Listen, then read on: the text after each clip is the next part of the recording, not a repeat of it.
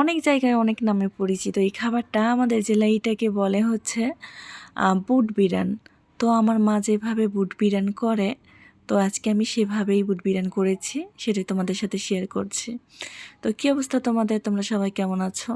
আমিও আল্লাহর রহমতে ভালো আছি। তো দেখো, রাতের বেলা আমি বুট ভিজিয়ে রেখেছিলাম।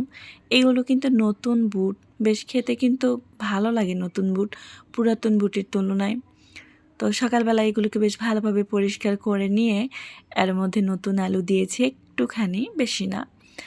তারপরে পেঁয়াজ, কাঁচামরিচ, হলুদ, লবণ, গুঁড়ামরিচ, গরম মশলা, তেল সব কিছু দিয়ে হাত দিয়ে মেখে পরিমাণ মতো পানি দিয়ে এটাকে বেশ কিছুক্ষণ সিদ্ধ করব। ঢাকা শহরে এটা অন্যভাবে রান্না করে দেখি যে হচ্ছে আলু সিদ্ধ করে দেয়, আবার দেখি কাঁচাই হচ্ছে তেলানি করে।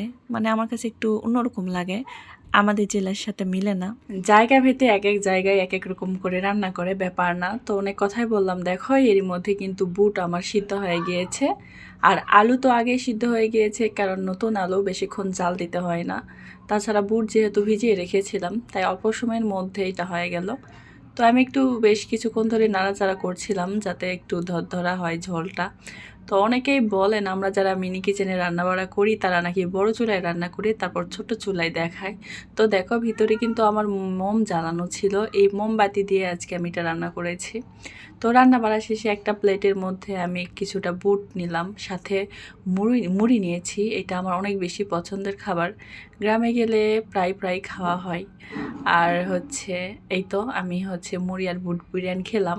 আর বেশ কিছুদিন আগে আমাদের হচ্ছে পাশে মাহফিল হয়েছিল, সেই মাহফিল থেকে আমি হচ্ছে এই খেলনা বাটিগুলো নিয়ে আসছিলাম। তো দেখো কি কিউট না, বালতিটা কিন্তু আমার অনেক বেশি পছন্দ হয়েছে। আর দেখো সাথে একটা কলসও নিয়েছি, আর নিয়েছি 2টা কড়াই। যদিও কড়াই আমার বাসায় আছে, কিন্তু একটু নিয়ে রাখলাম, কারণ এদিকে সচরাচর এই ছোট্ট হাঁড়ি পাতিলগুলো পাওয়া যায় না। যখন ওগুলো নষ্ট হবে এটা বের করে রান্না করব। একটা ফ্রাই প্যানও ছিল, আর 2টা ছোট বাটি নিয়েছি তরকারি ঢালার জন্য।